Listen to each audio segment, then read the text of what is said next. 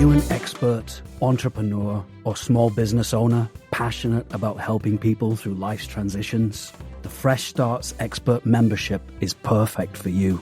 For just $55 per month, this dynamic membership is designed to boost your business and amplify your brand. Fresh Starts is here to provide you with business development, marketing, coaching, networking, publicity, community engagement, and more. With an SEO-optimized profile, exclusive press opportunities, and weekly co-working and business coaching sessions, you'll connect, grow, and gain visibility like never before. Are you ready to elevate your brand? We can't wait to work with you. Visit freshstartsregistry.com and become a Fresh Starts expert today.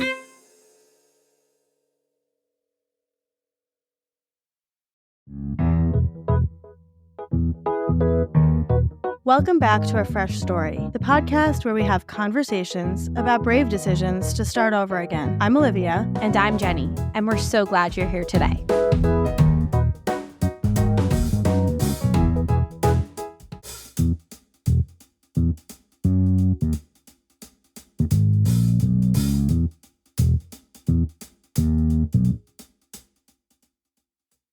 Patrice Poltzer is a former Today Show producer and the founder of Patrice Poltzer Creative, a video storytelling company. She is on a mission to prove everyone has a compelling story after too many people said, I don't have one. She teaches experts and leaders how to tap into the power of their own stories in order to have a bigger impact, making these stories into videos, written narratives, and speeches. Through her production arm, workshops, online programs, and courses, Patrice wants to inspire as many people as she can to show up big and connect through their storytelling. Perpetually feeling like a late bloomer, Patrice backed into entrepreneurship after hitting rock bottom professionally. She lives in Lisbon, which is, she says, so weird to still say that, with her 3 boys and her husband after making a big fresh start on a Euro adventure back almost a year ago, right, Patrice? It's been about a year, right? August? 9 months. It's been 9 months now. Well, we're so happy to have you here. I have been following you, I don't know, 10 years, like on Instagram. I feel like we've had we have a lot of mutual friends. And so, you know, I know you're friends with our buddy Megan Harper and a bunch of people that we connect with. So when we were planning out this season and we were like, who has made a really cool fresh start? We were like, ooh, let's talk to Patrice. So we're thrilled to have you here today. Thank you for taking the time. Oh my God, this is so exciting. When I got your email, I was so excited that you asked me to be on. Yeah, I felt like a celeb. I was like, oh my God, I can be on the show. You are a celeb to us. So how are you doing today? Today I am doing better. If you would have asked me that question yesterday, you would have gotten a much different response. But today, I have not cried today. So it's 4 p.m. It's 4 p.m. Lisbon time, but I'm doing okay today. We like that. And I'm going to ask a question the answer might scare me. So we're on the same time zone, but I don't think we're in the same climate. So what's the weather outside like today? Oh yeah. I am from a climate where, summer, July, right? And I mean, it's like 70, 75. It's like, I mean, we go to the beach now all the time, which I don't know how I feel about the summer all the time. I like seasons and fall and snow, but yes, it's nice here. Gorgeous, I'm sure. Yeah. Yes. It was rainy and cloudy today, which I actually kind of like, but yeah, different environment. That's very Scotland-like, isn't it? It was very Scotland-like. Yes. Well, why don't you take us back to the beginning of your Fresh Start story? I mean, there's so many fresh starts, but I suppose if I'm talking about the rawest, most recent one, it would be this international move with my family to Lisbon, Portugal, that we made from Brooklyn, New York about 9 months ago. And it has been so much harder than I thought it was going to be. And it's one of those things where, I think it's a blessing and a curse. I live in the present. It was great. My husband's like, it's great. You live in the present. You don't think too far ahead. But there's the con to that is when you don't think far ahead and you just do. And I got on a plane. I know it sounds crazy. I have 3 small children, but my husband is like such the planner.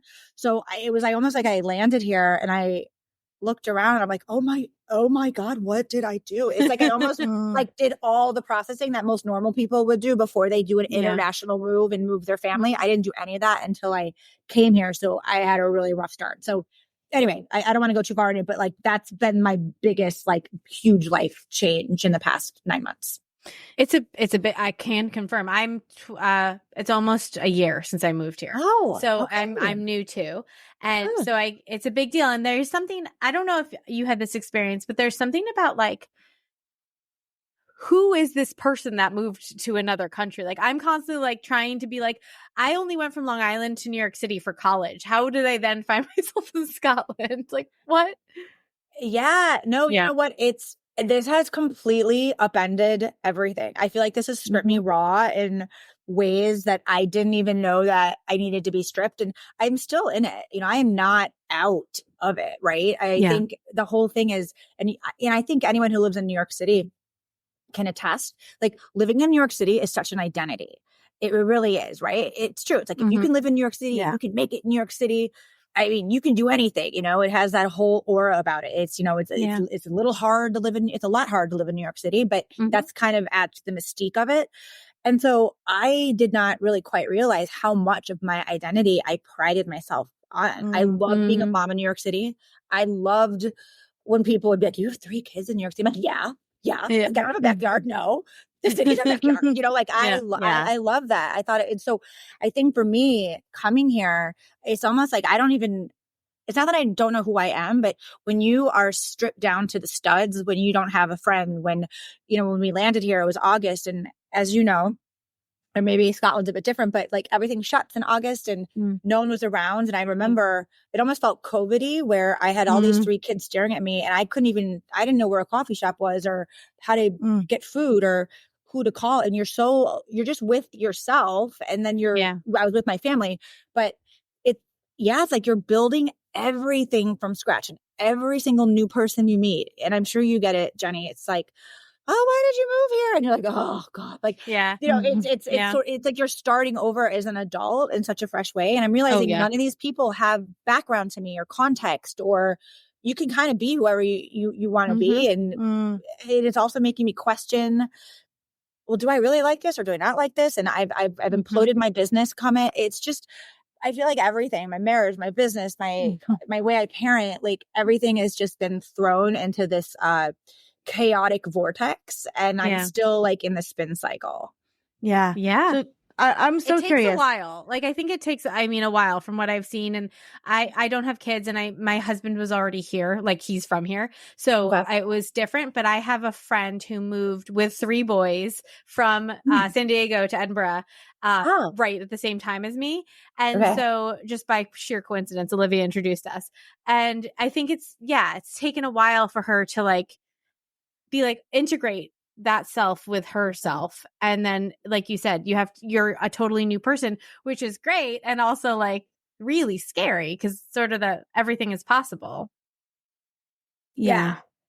And one of the things too is like we chose this, right? So I also had like this guilt when I first came. I'm like, well, I chose this. So it's like, I thought like I couldn't even, and I have such a empathy now for people that struggle with depression, because when I first moved here, I didn't have postpartum. I mean, I've never really, of course you have bad days or you have bad weeks, but like I've never felt depressed. Like I could never even describe that ever, even in periods of my life. I mean, I was full on depressed, like for 3 straight months, where it's that feeling where you get up and I'm staring at the most beautiful, like flowered purple trees, the ocean I can see from my window, sailboats, there's people like drinking on and it was just like gray. It was like, I didn't even care. I remember being on a beach with my kids and I'm like, my husband's like presenting me with like a rosé and food. And I'm just like sitting there and I'm like, I don't even know why I'm crying. And I'm just like, I just felt like I almost felt like not capable of feeling happiness. It was like this really weird numb feeling. It was really, it's scary because then all of a sudden I'm like, oh my God, this is awful. Like, and then you felt guilty. And then I was not my best mom self. And oh God. So anyway, it's like, everyone's like, oh, you're living the dream. Like you're getting out of the US, like you're, Europe and free healthcare and, Aperol Spritz. And it's like all these amazing things. And here I was like so depressed. So I am out of that dark part right now, but it's just everything about it is just wild. And also the expat community is also interesting. There's so many layers, and we didn't move here to hang out. Like, we want to immerse our kids in Portugal. So I'm learning, there's like all these different expat schools, and we're at the expat school that's not the fancy one. And I'm like, it's just, oh my God, it's just like there's like so many layers once you can like figure out where to get your freaking coffee, right? And I'm like, the people who live in the city versus like people who live in Cascais, which is like, the Greenwich of Lisbon. Like we're in the, I'm like, we're like the street rats. Like, put me in a city. Like, I want to see garbage. I mean, there's no garbage. Like, it's so nice. But yeah, there's just so many layers to like, once you kind of get a handle the language and all that. And then it's like, sorry, I'm going off on a tangent here, but it's been it's been a journey. So I'm so curious. So take us back to the kernel of where this began, right? So where are you from originally?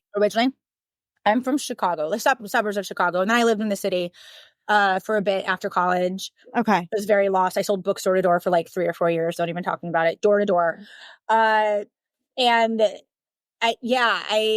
the kernel. So I'm from Chicago, and then ended up, I say I was a late bloomer because I really was. Like, I did not, like, honestly, I sold books for so long and I made a lot of money. It was like one of those like pure pyramid scheme, right? I was like, I excelled. I'm like, wow, I'm really good at pyramid schemes, like going around door. I had like teams of like 40.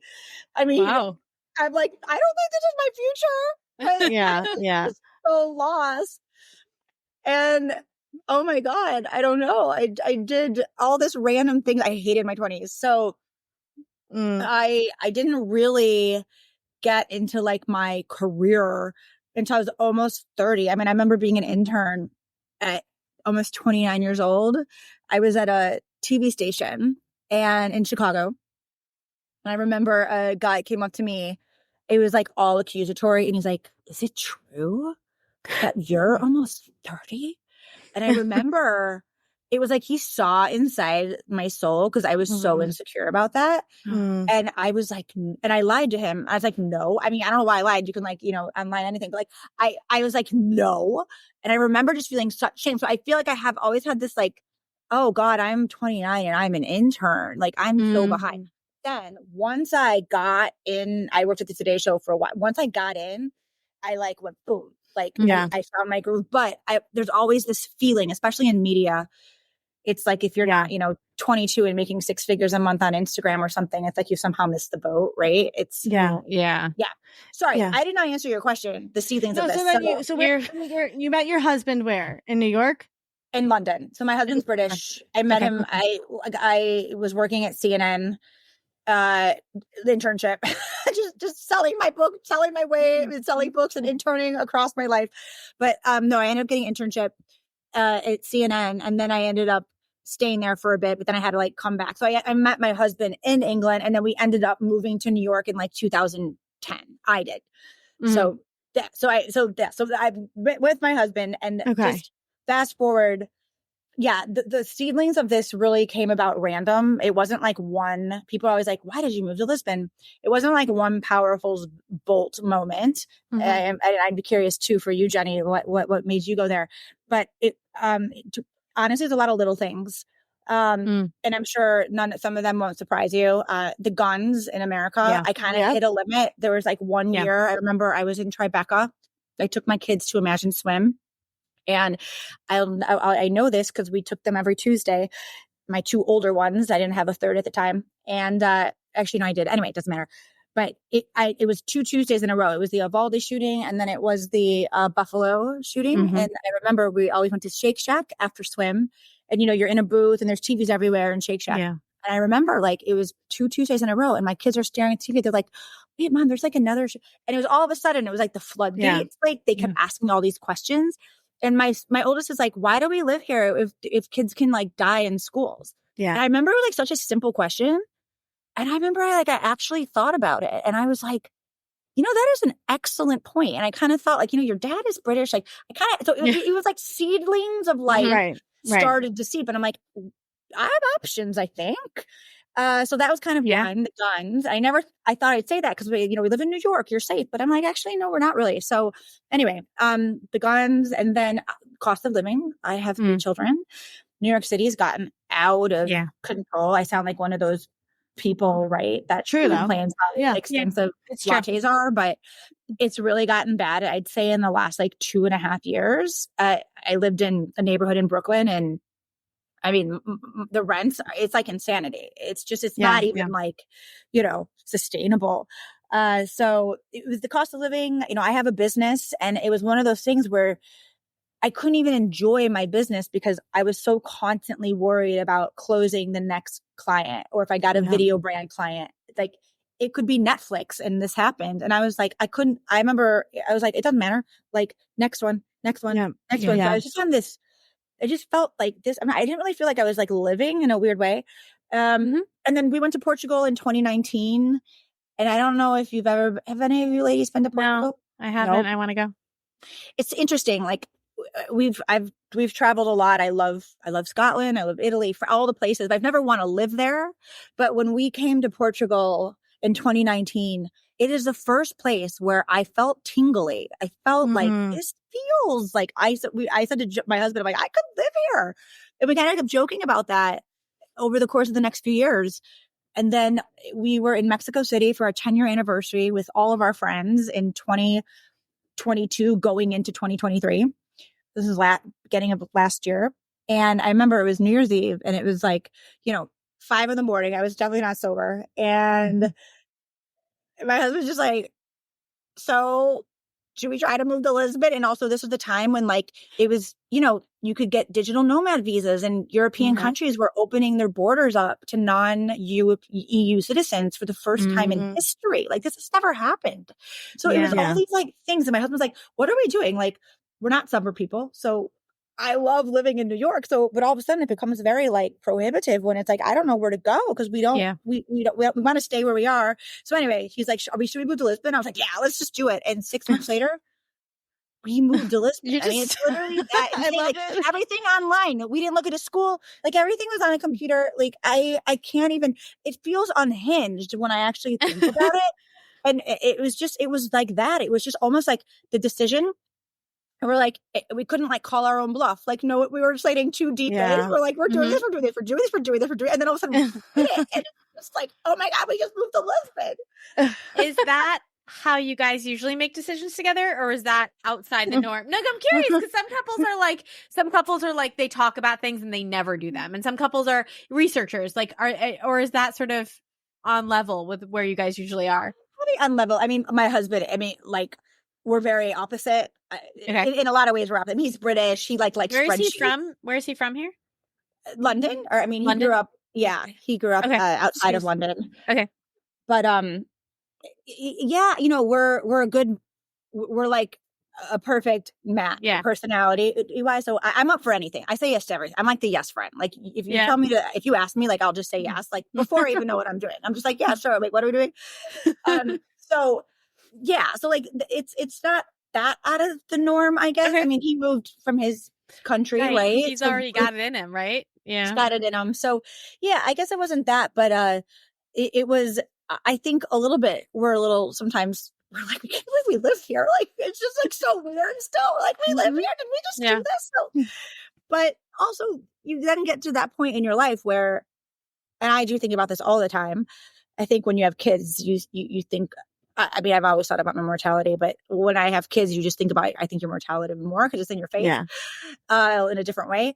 And I always kept thinking like, how pathetic. Like we've been talking about this jokingly over Negronis for like 4 years. Like, what if we did it? Oh, we're going to do it. And then how pathetic to be 90 years old and we never did it. And for what? Like for a handful of years, we try it. And if it doesn't work, it doesn't work. We come back, and so that really drove me a lot, where even if I was like scared or I was like, oh my God, I'm really leaving New York. I love New York.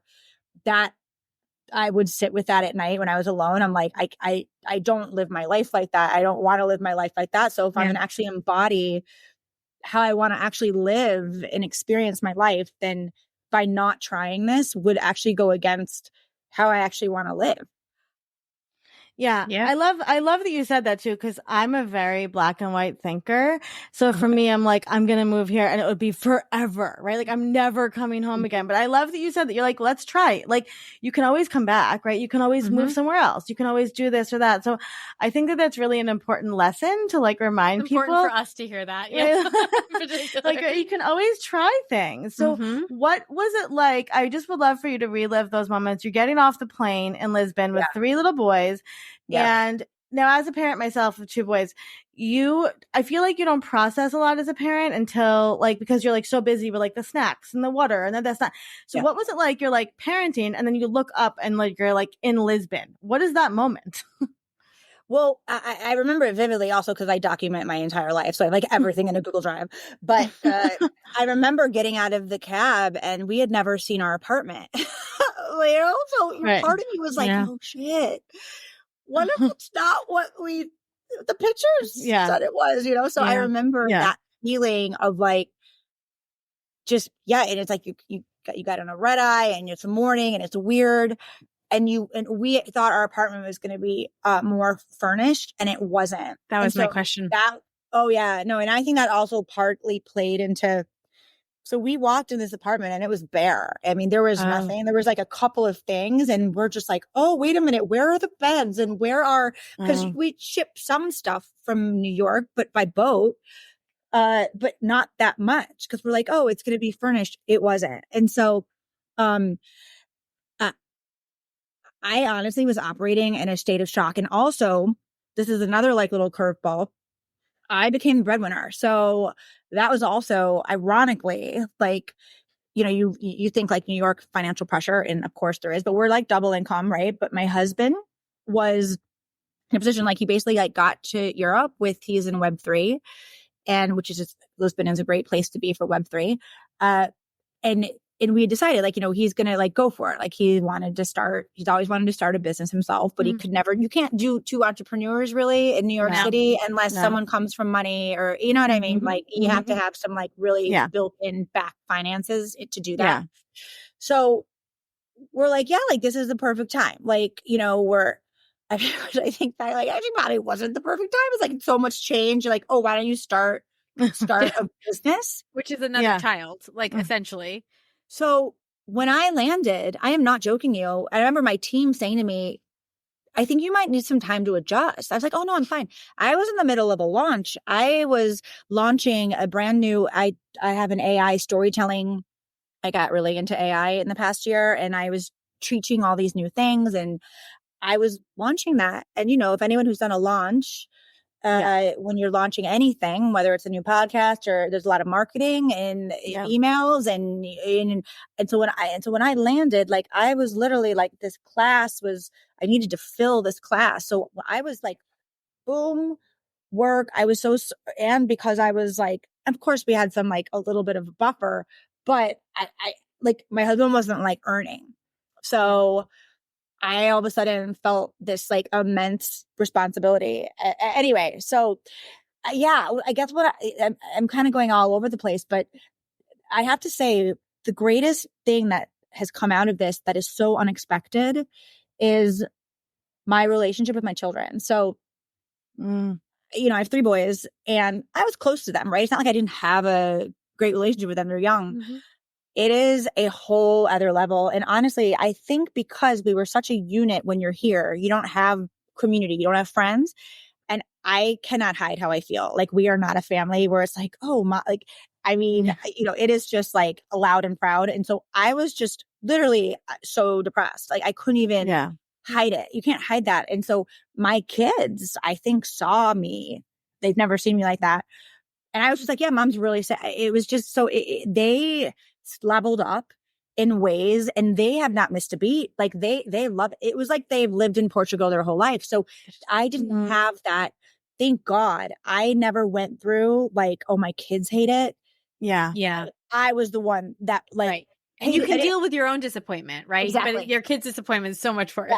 Yeah. So it's my relationship with my children here, being out here, it is like, it's on such a different level. I can't explain it. And I didn't realize that it wasn't deep. I thought it was close, but I'm like, oh God, I know.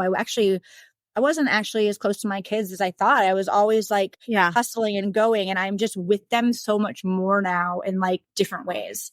It's interesting, Patrice. That reminds me of going through a divorce, right? Like, you know, I think that a lot of moms find themselves when they're like going through a divorce and after a divorce, like you become that unit, like you're talking about. Like I feel the same way with my boys. Like we're a trio, and like they have seen me at my worst. They have seen me pick myself up. Like they understand, and we talk about everything, right? Like, you can't hide anything, right? Like there's just no, and I'm sure you have a very open relationship with your boys too, and probably talk about everything because they see things and you're seeing the world with them. So what is it like just what's like the school system like there? Like what is that like? Like I would love to know like what's your day to day. And the language barrier. Like I mean for me, the benefit of moving to Scotland is there's no language barrier, but like how's that for the kids? How's that been for you? Oh no, my kids are like Portuguese. You guys, adults are just so dumb. I just like kids are just, so it's interesting. So in New York, we went to charter school, and I lived in a fancy Brooklyn neighborhood. I think it was fancy, expensive, just an expensive Brooklyn neighborhood, right? I love my Brooklyn neighborhood. It was like, it's like idyllic, but very expensive. And so you have to really try hard when you live in certain communities to expose your kids, especially to different socioeconomic backgrounds and to diversity. And look, one of the benefits about living in New York is that a lot of that is more organic. Sure. Anyway, that's like a whole other podcast. But we like, that's very important. Like we went to like a charter school. Like my kids were minority in their class. Like, you know, their best friends came from a completely different, you know, Boston. Like we did that by design, right? And we are in a very different environment here. And it's honestly, it's taken some time because we are in an international school, because originally we're like, oh, we're going to send them to local Portuguese school. We couldn't even like navigate the website. I'm like, I don't even know how to, like, there's no English option. So I like, if I can't navigate like a website in order to sign my children up for local Portuguese school, and where, I don't even know where I live. I couldn't find a coffee shop for like a mile, like the first month, half because I was depressed, but also like, I couldn't even like, you just feel so dumb when you move to a new country. I'm sure you can attest to, Jenny. So we're like, we're going to send to international school, right? We're going to like make this easier. So my kids go to all three, and they go to an international school, and, you know, so it's private, right? It's paid and it's amazing, but it is definitely like not, it's a lot of, you know, the socioeconomics of the parents at this school is like a whole new level. But what's interesting is like, especially my oldest, he's in 5th grade. I have a 5th grade, a 2nd grader, and then I have he's 3.5. Oh, we have the same. I have 5th and 2nd also. I didn't realize that. Okay. Yeah. So the middle one and the little one all day long, Portuguese. I mean, he's completely bilingual, the 3-year-old. My middle one is same. He's like 80, most of his day is in Portuguese. My oldest one, is IB curriculum. So this is like probably good. Weeds, right? Oh yeah. IB. So his majority of his day is in English. But what's interesting about my son's is that his class truly reflects like the global turmoil of the world. Like he has friends, Israel, Ukraine, Iran, Ukrainian. I mean, it is wild. Like if you take, and obviously we know all these parents now, and it is just such an interesting take when you take stuff out of headlines, right? And you're actually meeting families like from the places, or like, this is actually a funny story. I was at a party recently with all the parents, and because I have like no filter, I was like, you know, I was just going on and on. I'm like, you know, how much I'm like, America's a dumpster fire. Like, you know, you have no idea. Like, you know, And literally the dad's like, Patrice, he's like, Iran. He's like, Iran. Like, oh God, sorry. Okay, like different. We're all running like, from something, aren't we? I'm like, sorry. He's like, same but different. He's like, different, but like, yeah, okay. Like, it's just like the whole family's in prison. Like, you know what I mean? It's just like, oh my God. You know, it's just so interesting because in some ways you actually, I wouldn't call myself like patriotic, but in some ways, I think being away from your country, you can actually see it. Like you can see all the flaws for sure, but you also in a way feel a bit more like territorial. Like, I can say bad things about her, but you can't, right? It's like like that type of a vibe, but also it makes you realize just, oh my God, like there is just so much world out here and there's just like so many other things going on. And like some of the things like we're doing in our country, like what other countries actually think, right? Not just like a headline or a social media scroll. Like when you talk to people, like, what do you think about that? Well, actually that's insane, or actually that's not insane, or, so it's been a really like the education my children have been getting is just like a completely different type of experience. And me and my husband too, right? Of just like, everyone comes from these different backgrounds. Yeah. From a producer, I mean, your background's journalistic production, right? Like you must be fascinated by talking to people, right? Like just spend your day like interviewing people, just like off the cuff. Oh my God, I know. I was like, can you just like not interrogate like the first 5 minutes? She's like, can you just like let someone like warm up before it's like, oh, hi. No, it is. It's been interesting. I mean, it's been, but also at the same time, like it can also be tough because of the cultural, right? And so you can't take things for as granted as much. Like even if it's like, I have like different community packs of women I'm like starting to get to know, and one pack is from like this expat school, and another one is like our Portuguese friends at this school, and the other one is like from the it's just like it's everyone comes from this different life perspective, and so it's good and it's fascinating for me as like a former journalist, and actually this like I do storytelling, so it's like so fascinating to me. But it's also I've never had to like think so much. Like I can't explain it. Like I have to like I find myself, which is probably good. Like maybe should I say that, or should I like take a beat before I say that? Because maybe that will come across as like culturally rude, right? Like I've never thought about that before. And I'm like, I was like, congratulations, you're being like a real adult, where I'm like, oh, well, I wouldn't want that person who doesn't know me that well to think that I think this, because actually she doesn't know me. And maybe if I say that, it's going to come across wrong. And actually, it's always like, I have to kind of like think sometimes, how you want to, not how you want to present, because I don't think like that, but I've been a little bit more culturally sensitive to actually also like what's going on in the world, and like I don't know, it's been interesting. That's funny. It's an experience I've had because my husband is from Yorkshire. He's lived in Scotland most of his life. I met him here, and then it was really never felt like a choice. It was just like I have to be with this person, and the cost of living, the NHS, like all of these reasons, it was like we have to be here. Okay, that's fine. I'll find my way there. And we recently had an experience where we were emailing somebody about something that was like an issue. And I was writing the email, and I always run my emails by him first because I'm like, I know I'm American. Like, I know I have a different sensibility. And so I said in the email, like, this thing is broken. Until it is not broken, we will be taking our laundry to the laundromat and we'll be deducting that from the rent. Yeah. Which to me, it's like straightforward. It's clear, clear as kind, right? Like, I'm just being like, this is what he was like. I don't think you need to mention that yet. He was like, just tell him it's broken. You don't need to talk about. And I was like, and he was like, it's just, it feels very like, full on. And I was like, okay. Like, and it's funny because my husband is not, he's like Scottish, like he, in his sensibilities, like he's like a strong, like aggressive, like, and so I was like, oh, okay. I would have had no idea. So I think having that, but you don't have that. You have your husband who's got a different sensibility, which is like the UK one, but you don't have that other person that's like, we don't say that here. We don't do that here, which is extra tough because then you're having to be that. Yeah, no, I quickly realized I'm like it's like sometimes I feel like I'm on a stage, right? If I'm around certain, like, especially some of the Portuguese, they're just like staring at me like I have 5 heads because Yeah. like culturally, and also my dynamic with my husband, I do not live in a gender lined household. Like my husband cooks, he cleans, he's like way more domestic than I am. And I'm sorry, the Portuguese men, like they need to go to Oliver Jones school because it is like so unacceptable. And so like, but that's the culture. It's like kind of this, like, you wouldn't think it, but I'm realizing too, like even for my boy, and I have 3 sons. So I'm sorry.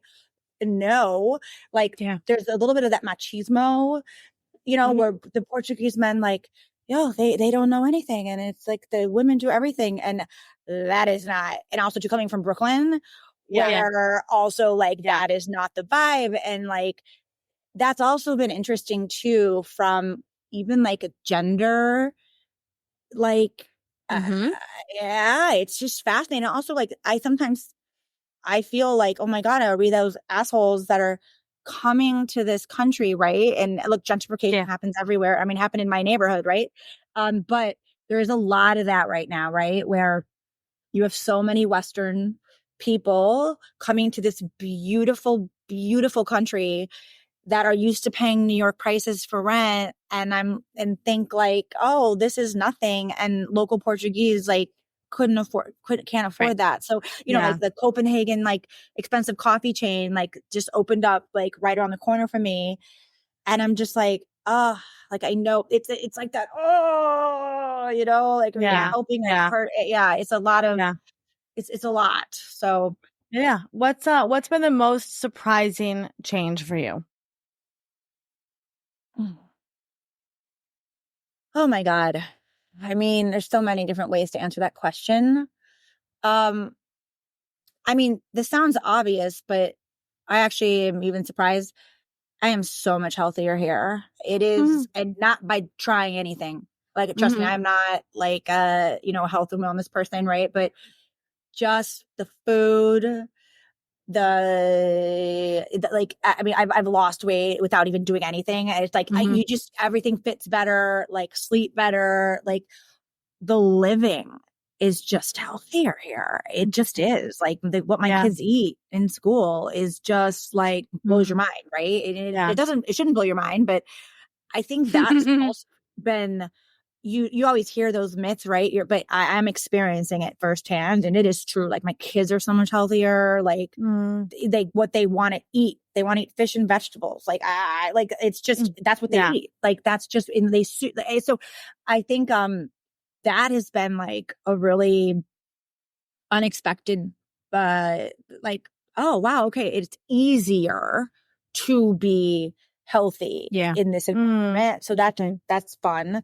And I think like the other thing is I am really shocked, if I'm honest, at how easy my children have acclimated. I think we don't give kids enough credit. I think, we've met a lot of parents here from America. There's a big San Francisco contingency here because of there's a big tech hub. Yeah.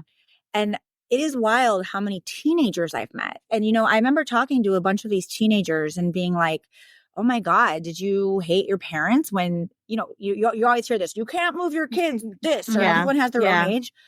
Every single one of these kids, it was like, we kind of hated our parents.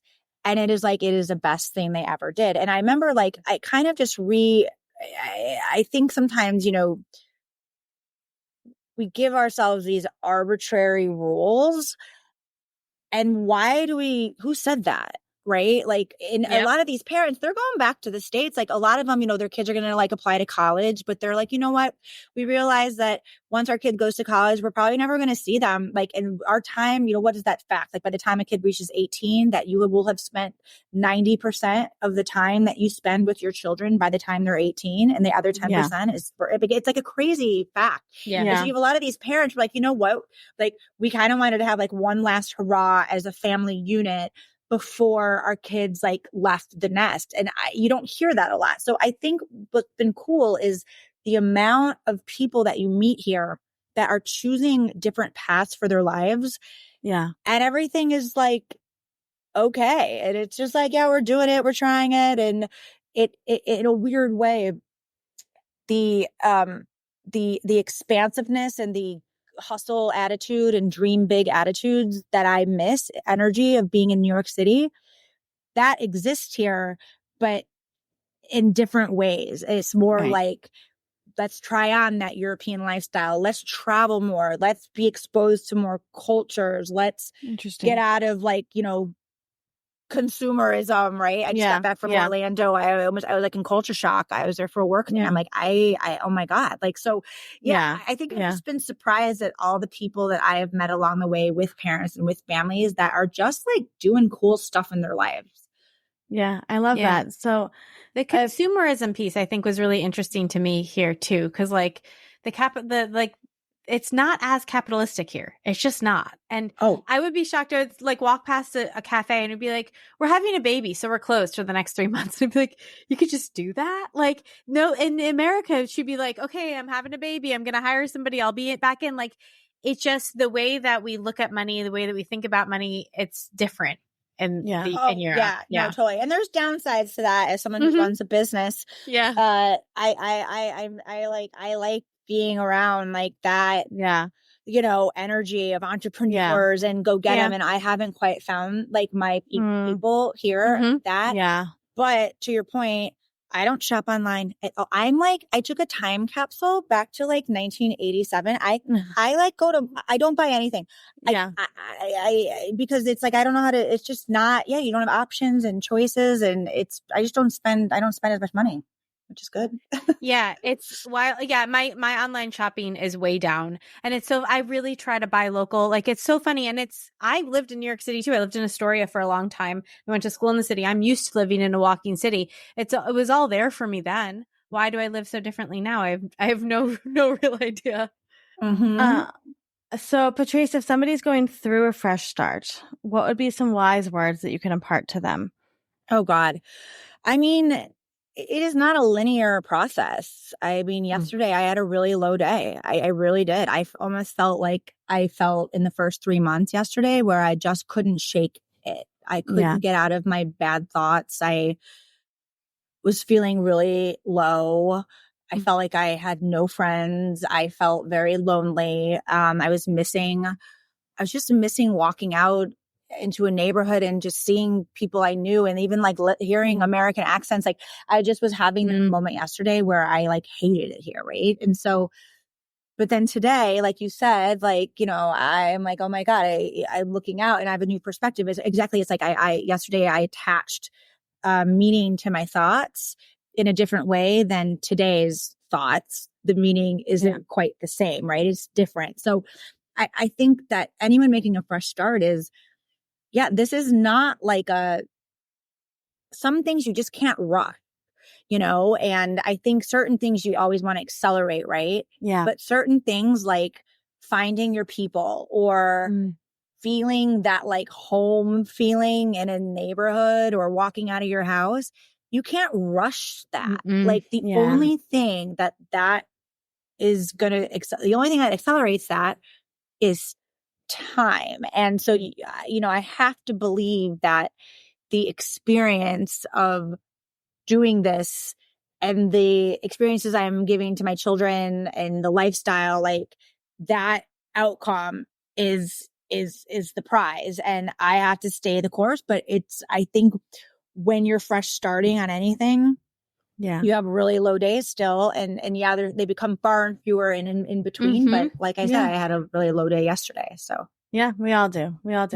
So I'm very curious on this last question. What was the last thing that you ate and truly loved? I mean, I had to go to Orlando, Florida last week. I can't even believe I'm saying this, but like, you don't understand, like all the food. I had queso dip.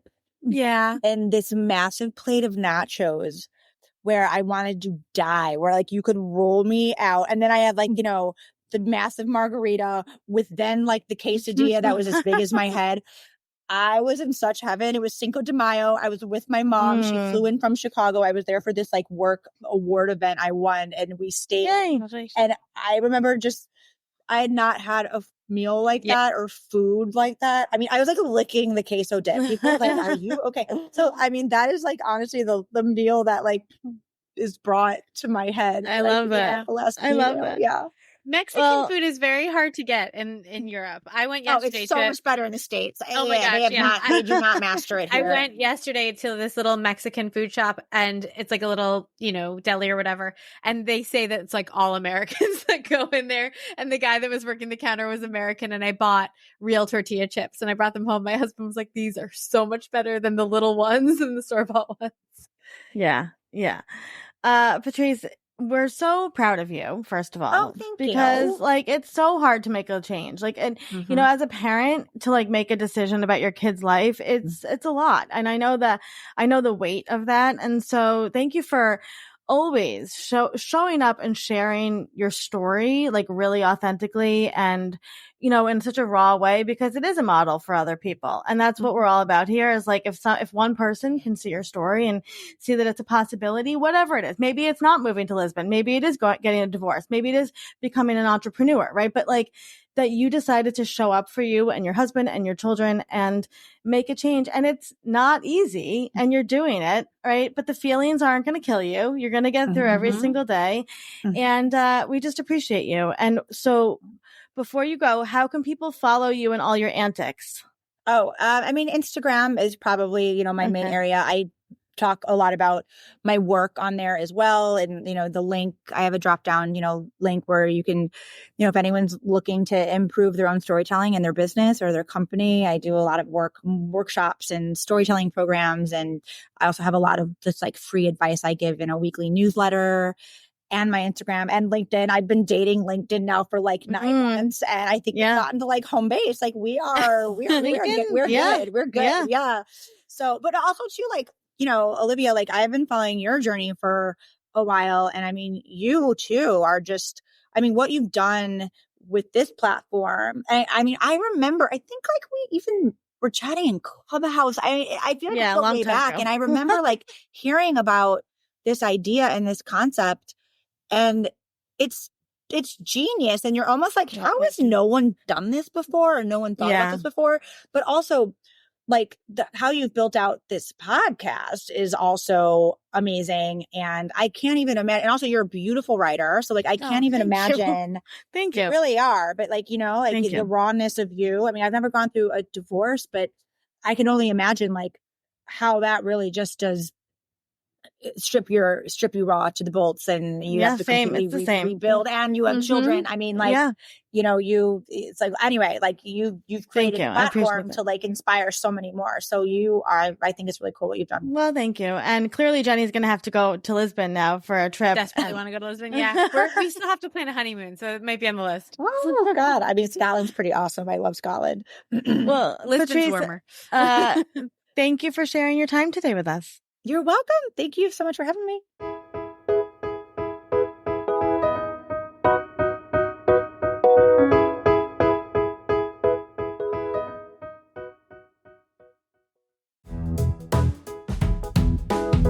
Thank you for listening to today's episode. A Fresh Story podcast is produced by Fresh Starts Registry, the first and only platform for everything you need to begin again, from home items to Hype Team and everything in between.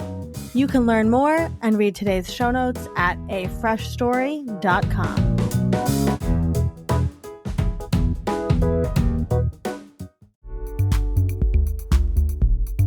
Are you a freelancer, solopreneur, writer, creative, or professional looking to achieve your goals within a supportive community?